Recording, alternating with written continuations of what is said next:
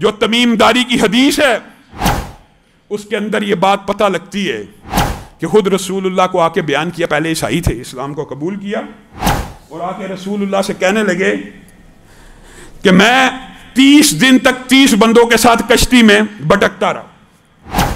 طوفان آ گیا، بالآخر ایک جزیرے کے اوپر جا کے میری کشتی لگی.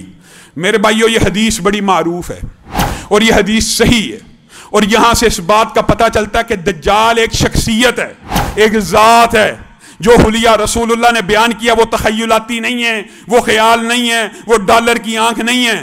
علی بتہ اس حدیث سے یہ بات بھی پتہ چلتی ہے کہ دجال کا لوگوں کے ساتھ انٹریکشن ہونا یہ چنبے کی بات نہیں ہے، یہ ممکنات میں سے ہے. دجال کا لوگوں سے گفتگو کرنا یہ ممکنات میں سے ہے. دجال کا اپنے ایجنٹوں کے ساتھ رابطے میں رہنا یہ ممکنات میں سے ہے. یہ تمیم داری کی حدیث بیان کرتی ہے 30 دن طوفان کا شکار رہے، کشتی بالآخر جزیرے پہ لگی. جزیرے پہ لگتے ہی سب سے پہلی بات ہم نے ایک عجیب و غریب مخلوق دیکھی جس کے جسم کے اوپر صرف بال ہی بال تھے، جیسے ریچھ کے بال ہوتے ہیں نا، لیکن ریچھ سے بھی اتنے بڑے تھے. ریچھ کا منہ تو پتہ چلتا ہے نا کہ کہاں ہے، اور دم تو پتہ لگتی ہے نا کہ کہاں ہے. صحابی بیان کرتے ہیں اتنے زیادہ بال تھے کہ ہم یہ جج نہ کر سکے کہ اس کا منہ کس طرف ہے اور اس کی دم کس طرف ہے. اور اس سے پوچھا بدبخت تو کون ہے؟ تو وہ کہنے لگی میں جساسا ہوں، میں جاسوس ہوں. مراد یہ ہے کس کی؟ اس بندے کی. مراد دجال. کہاں پہ؟ خانقاہ میں بیٹھا ہوا تم لوگوں کا منتظر ہے، جو بھی یہاں پہ اترتا ہے اس سے خبریں لیتا ہے، پوچھتا ہے. تو یہاں سے یہ بات ثابت ہوتی ہے کہ دجال لوگوں کے ساتھ انٹریکشن کرتا ہے، اور اللہ تعالیٰ نے اس کے لیے ایک ایسا خادم مقرر کیا ہوا ہے جس کو جساسا کہا گیا ہے، جو گفتگو بھی کرتا ہے اور لوگوں کو اس سے ملواتا بھی ہے. اور حدیث کے اندر ایک بات اور بھی آتی ہے، ابن سیاد کی حدیث میں ابن سیاد نے قسم کھا کے یہ بات کہی تھی. بات لمبی ہو جائے گی. ابن سیاد کے بارے میں بعض صحابہ کا یہ خیال تھا کہ یہی دجال ہے، تو ابن سیاد نے اپنے بارے میں چند باتیں کہیں جو ایسی تھیں جو حدیث کے مطابق تھیں. کہا کیا تم نے نبی کریم سے نہیں تھا سنا کہ دجال مدینہ میں داخل نہیں ہوگا؟ میں تو مدینہ میں پیدا ہوا ہوں. کیا تم نے نبی سے یہ نہیں تھا سنا دجال کی اولاد نہیں ہوگی؟ میری تو اولاد ہے.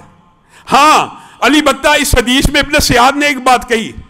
کہا یہ ضرور میں کہتا ہوں کہ مجھے پتا ہے کہ کس مقام کے اوپر اس وقت دجال موجود ہے اور اس کے باپ کا نام کیا ہے اور اس کا حلیہ کیا ہے، میں سب جانتا ہوں. اس سے مراد یہ ہے کہ دجال سے ملاقات جنبے کی بات نہیں ہے. دجال سے رہنمائی لینا، وہ جو فری میسنز کی آپ سٹوریاں سنتے پڑھتے ہیں اور جو دجال کے آنے کے انتظار کر رہے ہیں اور اس کی پوجا کرتے ہیں اور اس کی عبادت کرتے ہیں، ممکنات میں سے ہے. اس بات کا میں انکار نہیں کر رہا، ممکنات ہے، ہو سکتا ہے اس سے ملتے ہوں. ایک صحابی رسول 30 بندوں کے ساتھ اس جزیرے پہ اترا، جساسا اس کو دجال کے پاس لے گیا، اور دجال نے جو سوال کیے وہ کیا تھے؟ 3 مشہور سوال آپ سب جانتے ہیں، مختصر دہراتا ہوں.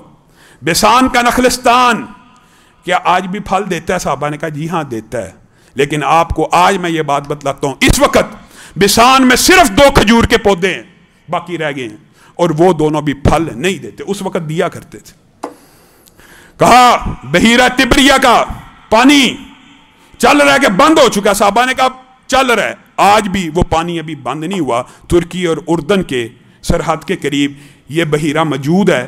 علی بتہ اس میں پانی کی کمی واقع ہو گئی ہے، اور یہ بات بھی سائنسدان کہتے ہیں ہمیں معلوم نہیں ہے، وجہ اور سبب کا پتہ نہیں ہے کہ اس میں کمی واقع کیوں ہو رہی ہے. لیکن دجال نے جو 3 سوال پوچھے تھے ان میں سے ایک بیسان کا نخلستان کھجوریں دیتا ہے؟